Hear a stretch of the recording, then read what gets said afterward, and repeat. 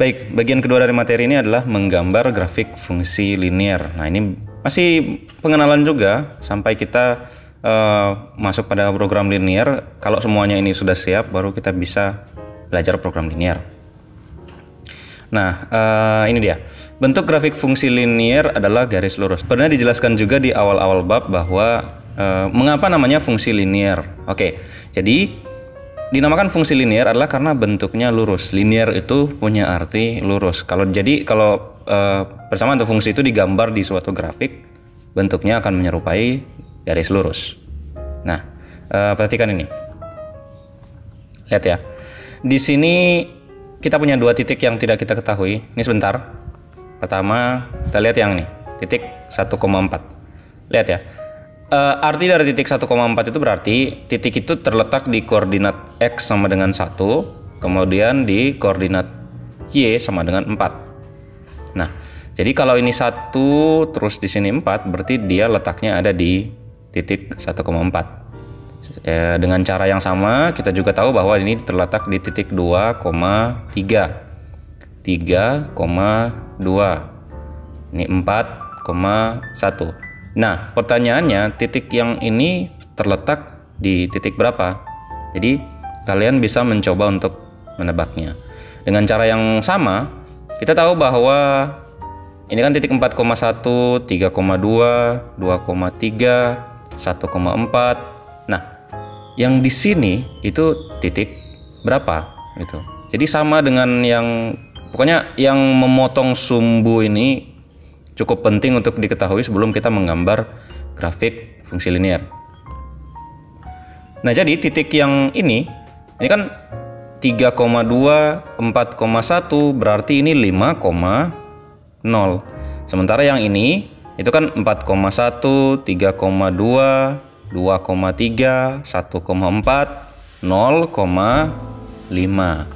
Jadi yang ini titik 5,0, yang ini titik 0,5. Seperti itu ya. Nah, kalian harus ingat bahwa yang disebutkan lebih dulu itu sumbu X. Berarti kan ini X-nya 0, kemudian ini Y-nya yang 0. Nah, dari sini kita bisa mengambil suatu kesimpulan. Nah, lihat ya.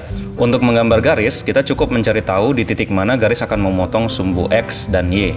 Nah, dengan kata lain, kita perlu mencari tahu Y ini berapa ketika X-nya 0, X ini berapa ketika Y-nya 0. Nah, itu mudah saja. Lihat ini. Nah, ketika garis menyentuh sumbu Y, ini balikannya ya. Ketika garis menyentuh sumbu Y, X sama dengan 0. Lihat ya. Kalau garis ini terus sampai di sampai di terus.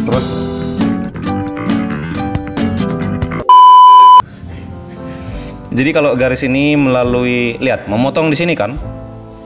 Memotong, ketika dia memotong menyentuh sumbu, ini kan sumbu vertikal, ini sumbu Y.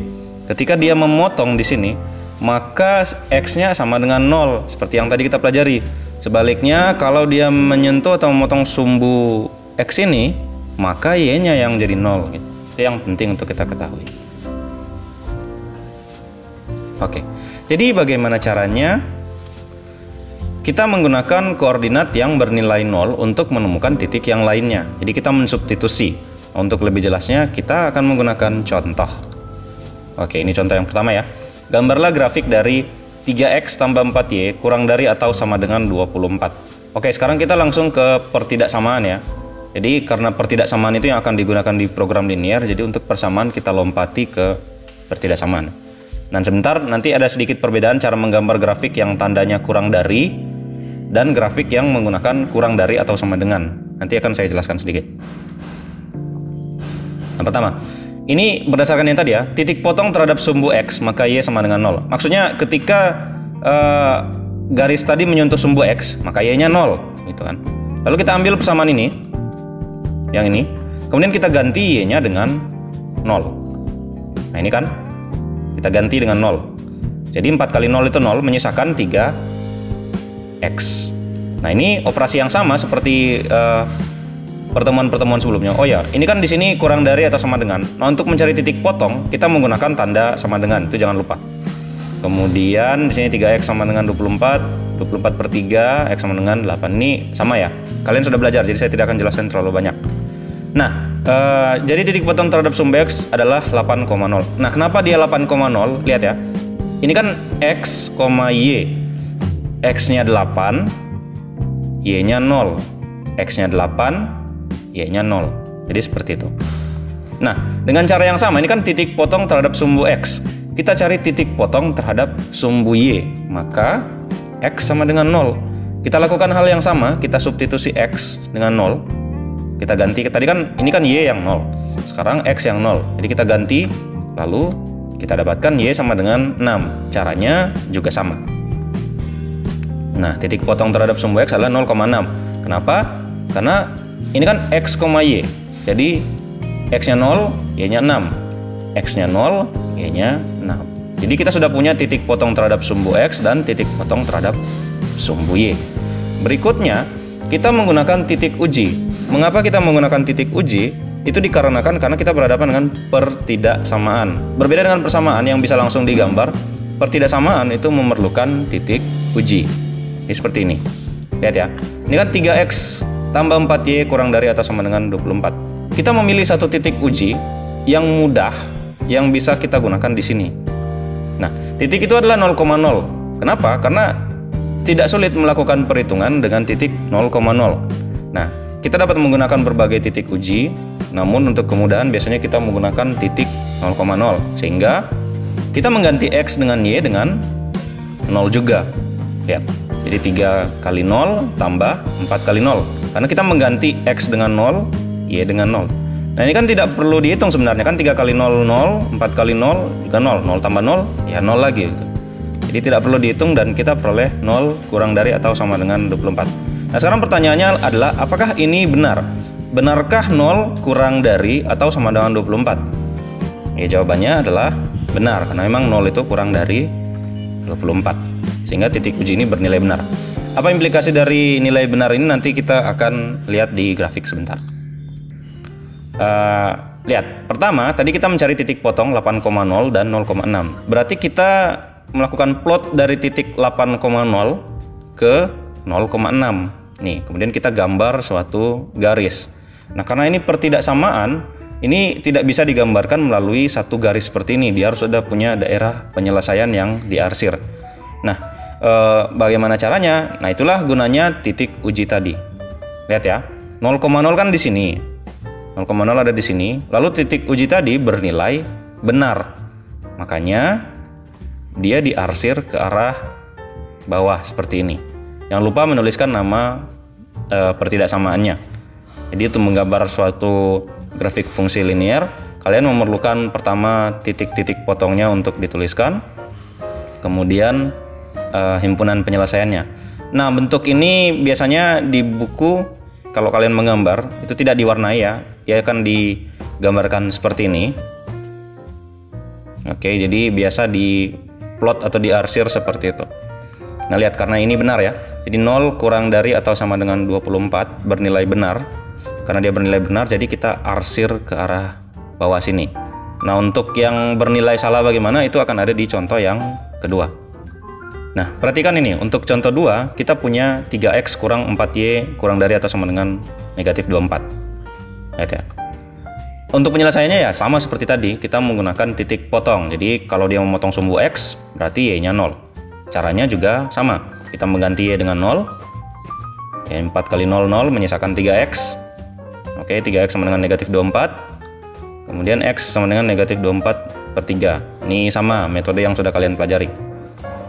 Dapatlah X sama dengan negatif 8. Nah, jadi titik potongnya adalah negatif 8,0. Negatif 8, Y-nya 0.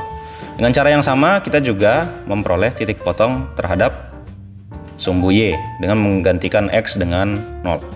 Dapatlah Y sama dengan 6. Sehingga sini X-nya 0, Y-nya 6. X-nya 0, Y-nya 6. Selanjutnya titik uji, seperti tadi.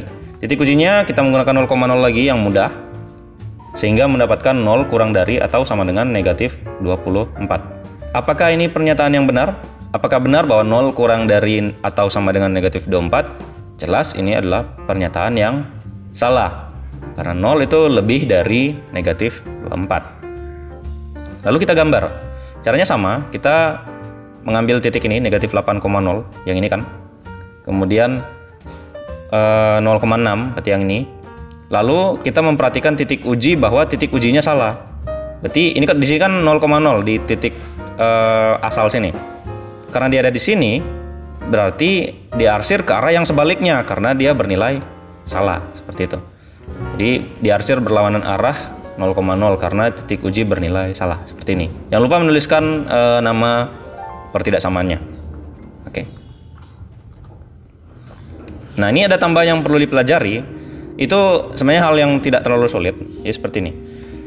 Kalau misalnya ada pernyataan X lebih dari atau sama dengan 0, itu berarti yang diarsir di sebelah kanan. Jadi kuadran 1 dengan kuadran 4. Jadi diarsir di sebelah kanan. Kenapa ya? Ini kan sumbu X. Yang positif kan dia dari sini dan seterusnya. Maka yang diarsir ya ke arah sini. Lalu kalau misalnya kurang dari ya diarsir ke arah sini. Sebaliknya kalau misalnya itu sumbu Y, kalau dia lebih dari 0 ya dia arsir ke arah atas. Y dari sini kemudian naik ke atas itu semuanya positif. Kemudian apabila Y kurang dari atau sama dengan 0 ya dia ke bawah. Oke, bagaimana jika ada lebih dari satu persamaan? Maksudnya ini satu sistem ya yang akan kita gambar dalam suatu grafik. Oke, kita melakukan cara yang sama dengan penambahan satu langkah. Langkah apa itu? Ya ada di slide selanjutnya. Yang perlu dibuat pertama, seperti tadi, kita memerlukan titik potong sumbu. Setelah titik potong sumbu, kita harus ada langkah tambahan, namanya titik potong persamaan. Nah, ini nanti akan kita contohkan sebentar. Kemudian, kita akan menggunakan titik uji, jadi seperti tadi juga. Lalu terakhir kita menggambar. Oke, ini contoh 3. Ini ada 4 persamaan yang akan kita plot dalam satu grafik.